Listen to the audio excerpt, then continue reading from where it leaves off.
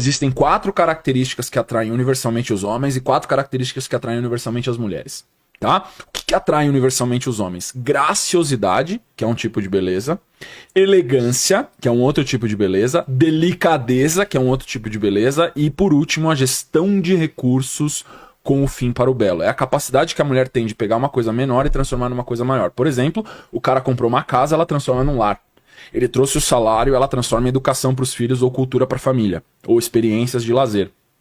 Essas são as 4 características universais que atraem os homens nas mulheres. Não é só beleza física, é beleza metafísica, incluindo a beleza física. As mulheres, elas são atraídas por outras 4 características totalmente diferentes. Primeira, força muscular e disciplina do hábito.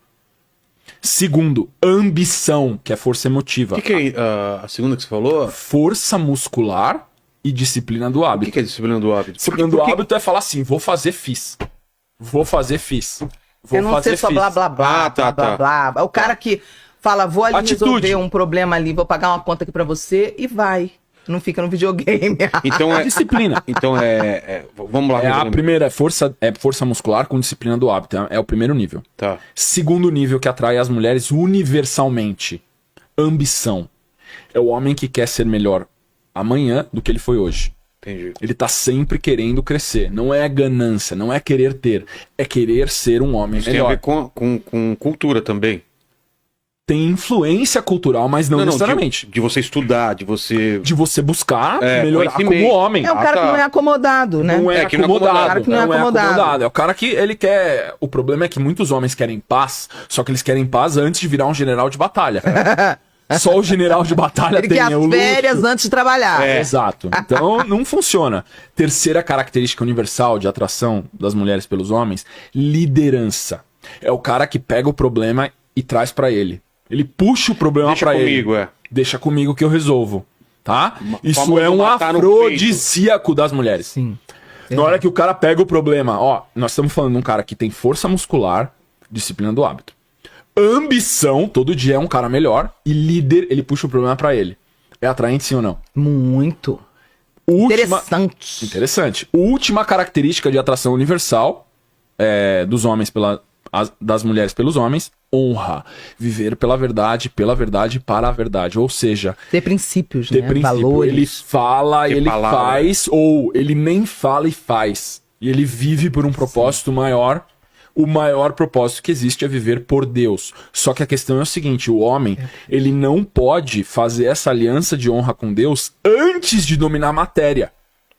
Por isso que tem muito religioso que se esconde em igreja antes de dominar o mundo. Verdade. O homem primeiro precisa dominar o mundo, depois ele faz aliança com Deus. Porque se ele não dominar o mundo, ele não tem valor, às vezes nem pra Deus, ele tem valor como criatura. Como filho de Deus, mas não como agente de mudança, ou agente de evangelização, ou agente de propagação de uma construção de uma unidade familiar. Entendi. Muitos homens Explica fogem. Isso pro pessoal, que talvez algumas pessoas não estejam entendendo. Não é que ele não tenha fé, não é que ele não tenha relacionamento com Deus. Sim. Ele não tá dizendo que o cara é pra ir pro mundo, beber, ficar louco, largar Jesus, não é isso. Não. Ele tá falando o seguinte, primeiro o cara tem que se encontrar na identidade dele de homem, não é isso? Ele vive, ele claramente, ele sabe que ele vive por Deus, ele tem uma aliança muito clara com Cristo, e isso é uma premissa da vida dele. Só que ele sabe que essa premissa não resolveu nenhum problema na vida dele. Perfeito. Então não ele é acomodado. Ele vai pra academia, ele come direito, ele dorme cedo, ele acorda cedo, ele trabalha 10 horas por dia, ele vai conquistar, aprender a negociar, ele vai aprender a lidar com outros homens, ele vai aprender a lidar com a competição, ele vai aprender a ser um combatente, ele vai aprender a perder, ele vai aprender a ganhar. Quanto mais ele aprende a perder e a ganhar, mais ele se torna líder. Porque ele tem repertório pra liderar outros homens que ainda não chegaram no ponto que ele tá, pra falar, cara, você tá perdendo hoje, mas amanhã você vai ganhar se você fizer isso, isso e aquilo. Ele precisa aprender a vencer e ele precisa aprender a perder.